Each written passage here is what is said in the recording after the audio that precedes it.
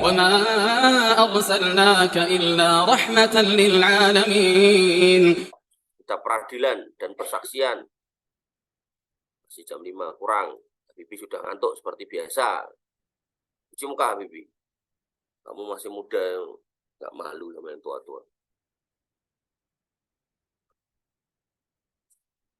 Kitabul Aqdiyah, kitab qadha, peradilan, wasyahadat, dan persaksian. Ini konteksnya adalah kalau kita berhubungan dengan pengadilan. Dikatakan di sini wala yajuzu ayyaliyal qadha illa man istakmalat fihi khamsatu asrata haslah. Maka tidak diperbolehkan ya ayyaliya al qadha, menjabat sebagai hakim ya, illa man istakmalat, kecuali orang yang terpenuhi fihi, kepadanya khamsu asratin ya, 15 haslah itu, 15 kriteria atau sifat gitu. Pertama Islam, jadi hakim itu nggak boleh hakim non muslim gitu ya. Kalau kita ngomongkan negara Islam ya, tapi karena negara kita negara istilahnya apa ya, yang tidak memegang prinsip Islam dalam bernegara, maksudnya tidak menyatakan sebagai negara Islam gitu kan, maka ya otomatis kita dapati hakim-hakim yang bukan muslim, ya sudah, apa boleh baut gitu. Kemudian yang kedua wal bulu, balik. Hakim anak kecil nggak boleh. Gimana cilik banget, umur 7 tahun. Oh dia hafal Quran, bukan itu. Syarat sahnya adalah balik. Oh dia 7 tahun tapi udah mimpi bahasa 15 kali, ya sudah, Bapak bisa berarti. Wal akal, dan berakal. Hakimnya terindikasi pasien seorang psikiater, ya nggak bisa. Ya. Maka copot jabatan hakimnya, harus dicopot. Wal huriyah, dan merdeka, bukan budak. Wal zukuriyah, laki-laki. Jadi seorang hakim nggak boleh perempuan, karena perempuan akan main perasaan, main hati perempuan. Maka hakim itu harus laki-laki. Jadi nggak sah hakim itu perempuan. Kita sekali lagi kita ngomongkan fikih ya. Jadi nggak usah kemudian ini orang nggak apa namanya, nggak emansipasi wanita, ya nggak gitu. Yang ngatur syariat ya kita terima aja sebagai syariat itu sebagai produk jadi. Nah, nanti dalam kitab bernegara kepemimpinan ya sama, nggak boleh yang ada yang namanya presiden itu wanita, itu nggak boleh. Itu sudah disepakati ulama dari masa ke masa, dari sejak zaman Nabi.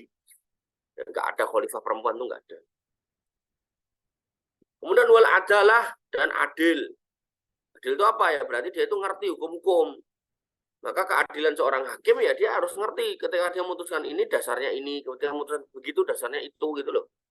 Kemudian wa ma'rifati ahkam, ini tadi yang saya bilang, dia ngerti hukum-hukum. Dari apa hukum apa? Alkitabi wa sunnah, yaitu Al-Quran dan sunnah. Jadi hukum-hukum yang diambil dari situ, bukan hukum-hukum dari filosof-filosof barat. Menurut Aristoteles, orang yang nyuri harus dikelitikin misalnya gitu. Enggak bisa. Maka kembali hukumnya adalah hukum yang syariat, yaitu Al-Quran dan sunnah. Oleh karena itu maka hakim-hakim di Saudi misalnya contohnya, itu para ulama gitu. Atau di apa namanya kerajaan-kerajaan zaman dulu itu para ulama, bukan sembarangan orang. Ya. Sekarang ada sekolah hukum gitu kan. Ya harusnya mereka yang sekolah hukum juga mendapatkan tambahan itu, yaitu sekolah karakter agar kemudian nggak gampang dibeli. Faktanya kita lihat hakim-hakim sekarang kan mudah banget disuap gitu. Kemudian wa ma'rifatul ijma, dan dia ngerti yang namanya ijma gitu. Ya. Jadi apa nih hukum-hukum yang para ulama itu ijma sepakat di situ. Makanya ada kitab yang menarik itu namanya kitab Al-Ijma. Jadi ada ulama yang mengumpulkan ijma ulama dimasukkan dalam satu kitab. Nah, seorang hakim harusnya baca itu. Jadi ngerti. Oh, ini nggak ada khilaf nih ulama di sini nih. Ijma ulama bahwasanya nyuri itu haram atau mabuk itu dosa, harus dicambuk 40 kali. Lalu kemudian kalau seorang hakim hal-hal yang ijma aja dia nggak paham, yang mana yang ijma yang disepakati oleh semua ulama dia nggak paham, nah gimana dia kemudian akan menerapkan atau menetapkan hukum yang baik? Gitu. Susah. Kemudian wa ma'rifatul ikhtilaf, dan dia kenal ikhtilaf, perbedaan satu sama lain. Misal contoh, ada orang kamu dihukum karena makan buaya, gitu. Nah, dia ternyata orang bermadhab Hanafi, membolehkan buaya, yang nggak bisa dihukum. Oleh karena itu maka harusnya ya kita harus paham, oh ternyata makan buah itu ada yang membolehkan. Maka di situ nggak boleh kemudian kita hukum gitu. Kemudian wa ma'rifatu turuqil ijtihad, dia tahu metodologi, cara beristihad. Susah ya jadi hakim ya. Maka kalau memang benar-benar orang ini ada, maka harusnya pengadilan itu tegak di atas kebenaran. Kemudian wa ma'rifatu tarafin min lisanil Arab, dan dia ngerti bahasa Arab.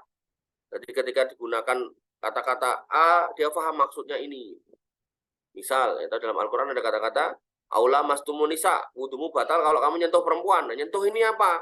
Ketika ditanyakan kepada Ibnu Umar, nyentuh ini maknanya jima. Dan Ibnu Umar mengatakan semua orang Arab tuh paham maksudnya lamastumunisa itu maksudnya berjima. Jadi kalau kamu cuma nyenggol istrimu gitu kan, nggak batal sholatmu. Kamu nyenggol orang bukan mahrammu nggak batal. Karena kalau itu dimaknai nyenggol kulit itu batal, maka kamu kalau haji atau umroh belum kamu pasti sibuk wudhu. Karena kamu kemungkinan besar akan nyenggol orang. Karena itu nyampur laki-laki dan perempuan pas tawaf. Kesenggol, wah batal, wudhu boleh air lagi, padahal wudhunya jauh. Balik lagi, dapat tawaf 2 kali, nyenggol lagi, wudhu lagi, nggak selesai-selesai kamu tawaf.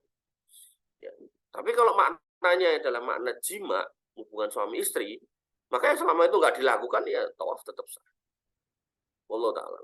Kemudian di sini dikatakan lagi, wa ma'rifatu tafsir kitabillahi ta'ala.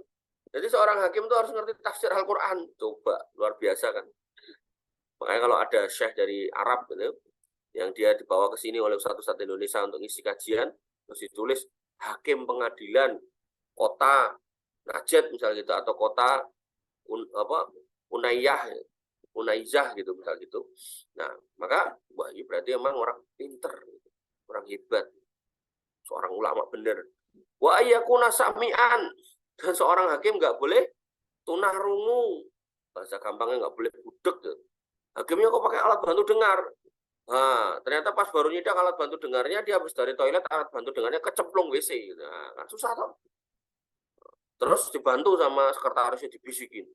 Jadi kata saksi gini ya susah, namanya orang budek, namanya orang tuli, susah. Ya maka kalau emang tuli ya pensiun aja jadi hakim. Ya.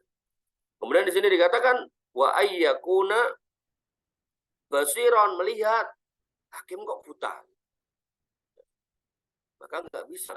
Tapi jadi ulama buta boleh nggak? Boleh, banyak. Di Saudi itu ulama buta. Dulu ada Syekh bin Baz buta. Kemudian sekarang ada Syekh Abdul Latif juga buta. Boleh. Tapi begitu ngomongkan hakim, dia harus melihat saksi dan bukti, dia harus melihat ekspresi dari para tersangka dan terdakwa, ya otomatis nggak boleh buta. Dia harus melihat. Kemudian wa ayyakuna katiban, dan dia bisa baca tulis. Dia harus bisa nulis. Hakim kok nggak bisa nulis? Lah bukannya Nabi SAW nggak bisa nulis gitu kan? Itu pengecualian, Mas Bro. Itu khusus. Nah, adapun hakim-hakim setelahnya ya harus orang-orang cerdas. Nah, fungsinya apa? Ya untuk bisa membedakan ini tanda tangan palsu apa enggak contohnya. Untuk bisa membedakan ini tulisannya kayak gini bener apa enggak. Ini contohnya Pak Hakim, ini tulisan si Fulan, ini tulisan si Alan gitu kan. Biar bisa tahu gitu. Dan kemudian malah dikasih orang yang nggak bisa baca, nggak bisa nulis. Wa ayyakuna mustaikidon, dan dia sadar. Artinya bukan orang gila. Ya, ini hampir mirip dengan yang nomor 3 tadi. Bukan orang gila atau bukan orang tidur. Hakimnya ngantuan waktu sidang tidur gitu kan. Nah, kalau emang modelnya kayak gitu, penyakitnya punya penyakit ngantuan, ya udah pensiun jadi hakim. Ya, lumayan gajinya gede maneman gitu. Ya salah sendiri ngantuan. Orang ngantuan itu biasanya dapat sisa. Gitu. Ya, maka kalau dalam hal ini ya dia harus kemudian nggak boleh seorang hakim yang ngantuan, karena sidang itu berjam-jam. Jadi kalau dia memang benar-benar ngantuk, ya hakim yang baik ketok palu. Sidang saya tunda 1 jam, tok, karena saya ngantuk, saya mau tidur dulu. Gitu. Menyiasatinya gitu ya. Tapi kalau yang tadi berakal tadi udah susah itu, karena dia konteksnya ini orang waras atau orang gila. Gitu. Kalau waras silakan jadi hakim, kalau gila ya pensiun. Sampai dia sembuh. Sembuh juga bukan berarti sembuh yang kambuh-kambuhan, sembuh yang benar-benar sembuh. Wallahu ta'ala alam. Kemudian wa yastahabbu ayajlisa fi wasatil balad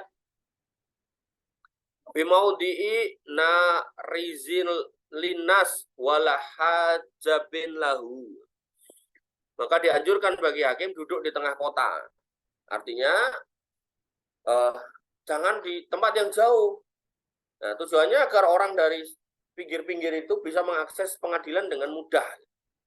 Jadi kayak pengadilan di atas gunung. Untuk mencapai sana harus naik gunung. Kemudian perjalanannya 2 jam. Udah gitu terjal. Jalannya sempit. Nggak bisa papasan mobil. Nah, ini menyusahkan. Maka orang akan malas untuk ke pengadilan. Kemudian di sini dikatakan ya narizin barizin linnas, nggak ada halangan manusia untuk ke sana gitu. Narizin lina barizin manusia itu tahu tempatnya terbuka, wala hajabin, nggak ada yang menghijab mereka untuk datang ke sana, nggak ada yang menghalangi. Walayak odolil kodok fil masjid, nah, maka ia tidak duduk untuk memberikan keputusan di masjid.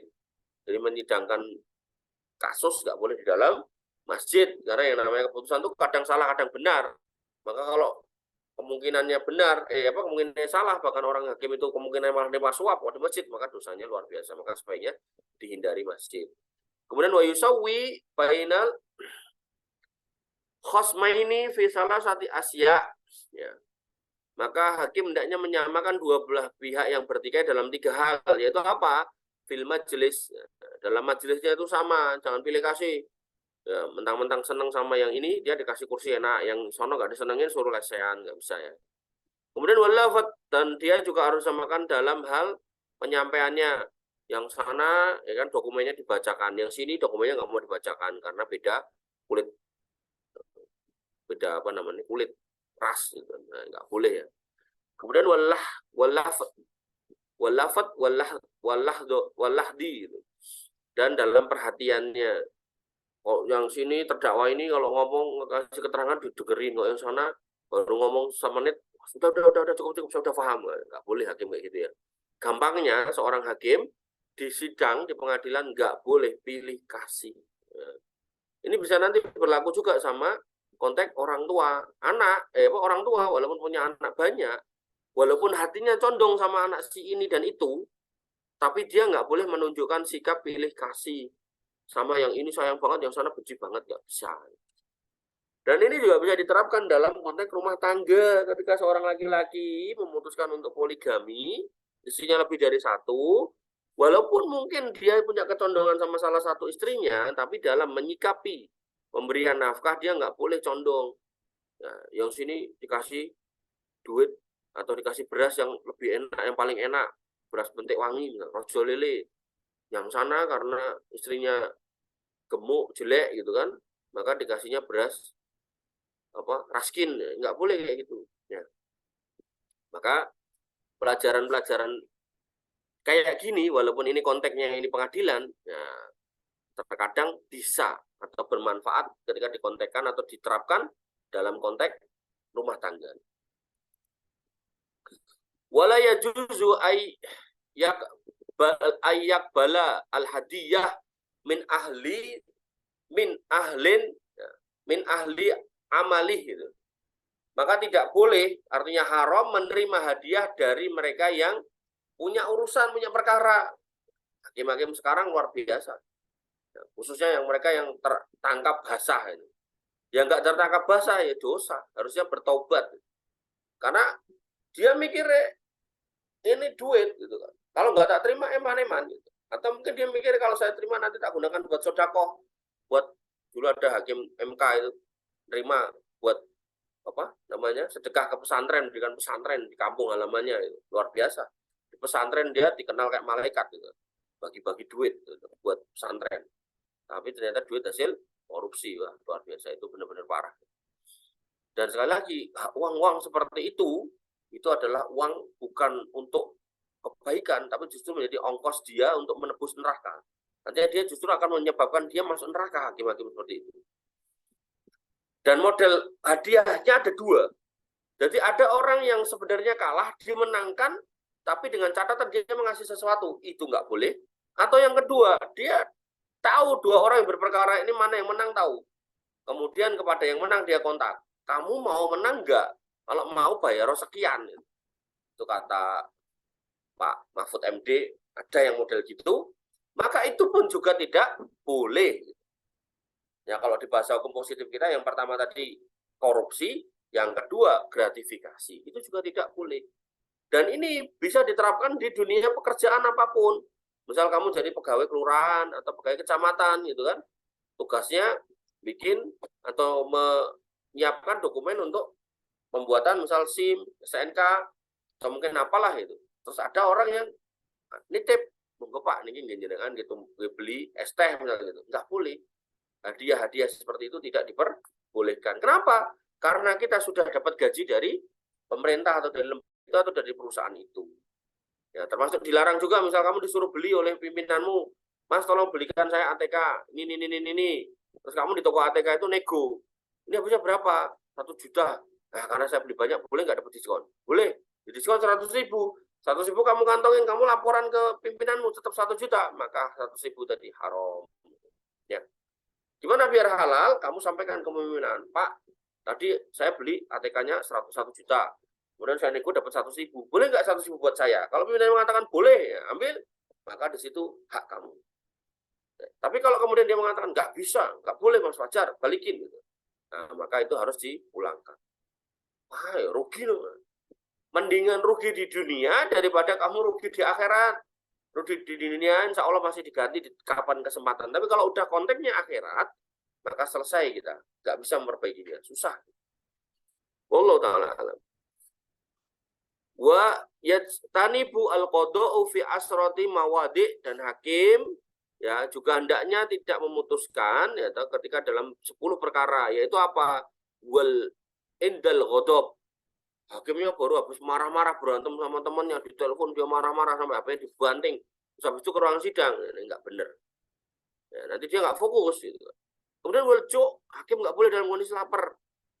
Maka kalau misal sistem pengadilan yang baik, ya harusnya hakim itu sebelum masuk ruang sidang suruh makan dulu. Ya maksudnya makan ya nggak harus makan berat gitu. Maksudnya ya apalah gitu kan. Atau pas sidang di meja sidang dikasih tuh kurma atau dikasih snack gitu kan, nggak apa-apa gitu. Ya. Walaupun ketoknya kurang bagus ya jadi hakim pas ngomong atau pas dengerin sambil makan gitu. Tapi ya itu ternyata dalam fikih Syafi'iyah itu penting gitu. Agar kemudian orang bisa fokus dalam memutuskan. Kemudian wala atos, haus. Wah, hakim ngomong nyocros gitu tapi nggak dikasih minum, kasihan gitu kan. Ya.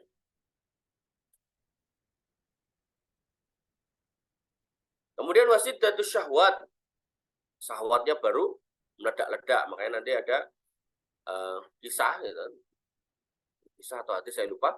Jadi hakim itu ketika ibaratnya baru nyidang, kok kemudian pas sidang itu dia teringat istrinya yang baru dinikahinya, namanya manten baru gitu. Maka disunahkan dia menghentikan sidang, saya skor dulu 1 jam 2 jam terserah, Pak Hakim silakan pulang temui istrinya. Gitu. Begitu udah selesai hajatnya, selesai syahwatnya, maka silakan balik lagi untuk menyidang. Kemudian wal huzn, hakimnya baru ditinggal mati orang-orang yang dicintainya, anaknya baru mati, kemudian besoknya nyidang, ini nggak bagus. Kasih cuti dulu seminggu 2 minggu, biar dia relax, refresh, baru suruh nyidang lagi. Kemudian wal farhu al mufrid, yaitu gembira tapi amat sangat gitu, seneng banget. Nah, nanti khawatirnya pas nyidang dia, wah dia bunuh ya, wah tapi karena hati saya baru seneng sekali, maka tak bebaskan. Nah, ini nggak bisa. Jadi ada namanya orang melakukan kesalahannya harus dihukum. Gitu kan. Kemudian Mbak Indal Marid, hakimnya datang ke situ bawa kompres, taruh di kepalanya atau bawa jaket tebel. Gitu. Ditanya sama apa namanya pengunjung sidangnya, Pak Hakim baru sakit, iya, baru meriang, tadi udah minum tolak angin, ya nggak bisa, biar sembuh dulu, baru kemudian nyidang. Atau dia bersin-bersin, batuk-batuk, dia nggak boleh kemudian nyidang.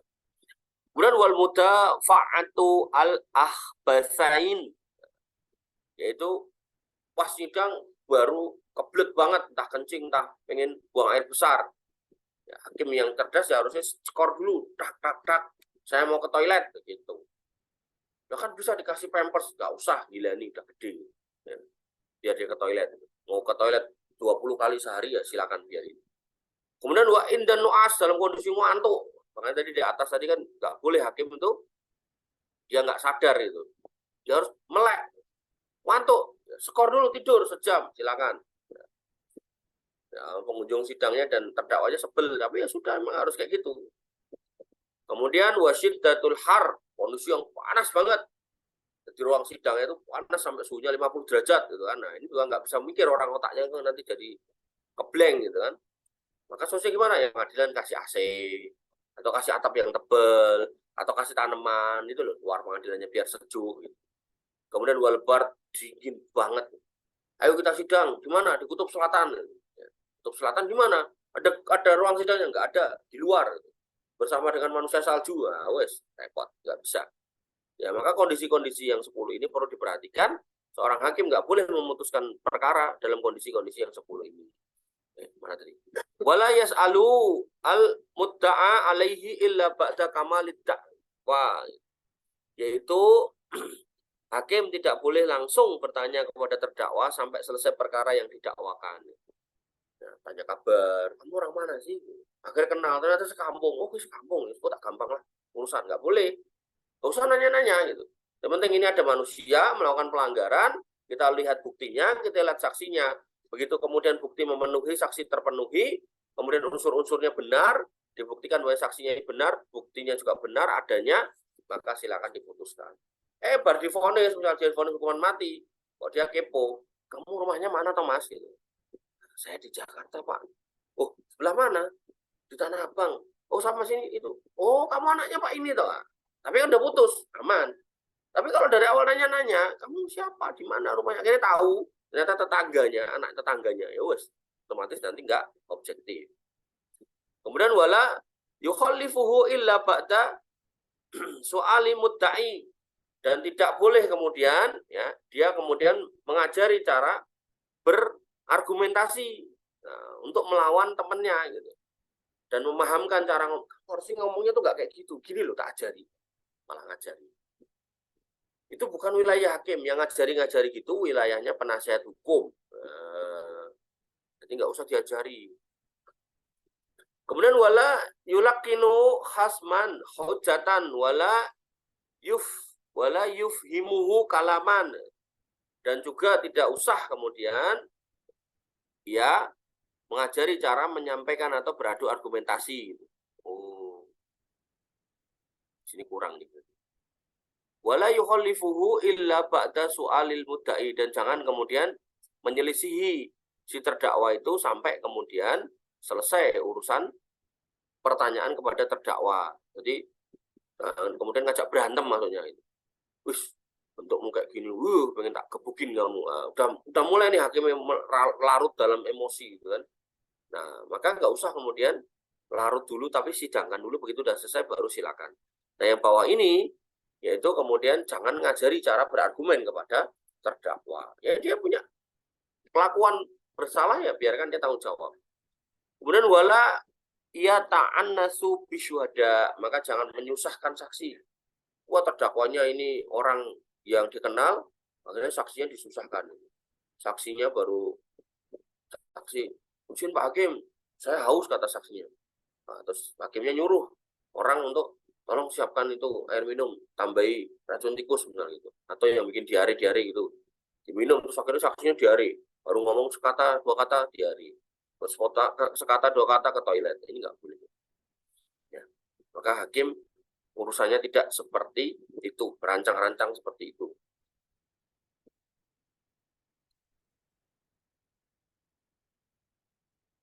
Kemudian dikatakan wala yakbilu asyhadatu illa miman sabbatat adalatuhu.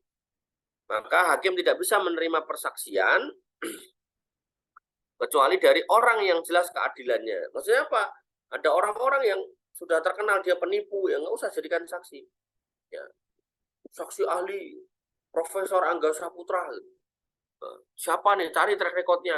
Oh, ternyata dia pernah tersangkut kasus KDRT. Dia pernah tersangkut kasus korupsi dana desa, misalnya, naudzubillah. Ya berarti nggak usah dipakai saksi ahli, walaupun profesor, biarin aja. Saksi ahli itu saksi yang diambil dari kalangan profesional.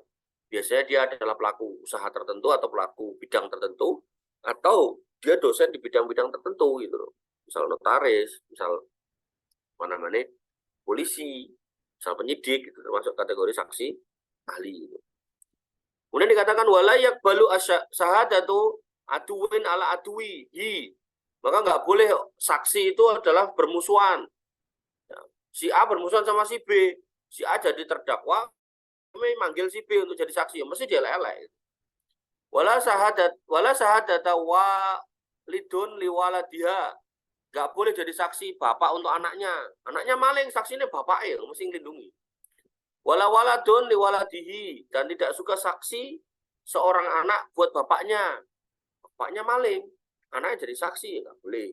Nanti mesti melindungi, menutup-nutupi. Kemudian wala yuqbalu kitabun qadin li ila qadin akhar fil ahkam illa ba'da sahadaini bima fihi. Maka tidak diterima surat hakim kepada hakim yang lain dalam masalah hukum kecuali setelah ada persaksian dua orang yang adil di dalamnya. Artinya keputusan hakim nggak bisa kemudian disampaikan kepada hakim lain sampai putusan itu dipersaksikan oleh dua orang saksi. Jadi dua orang saksi itu mutlak. Dan ini juga sudah dalam hukum notariat sudah diterapkan di pengadilan, di masalah kenotariatan. Jadi notaris itu saksinya harus dua.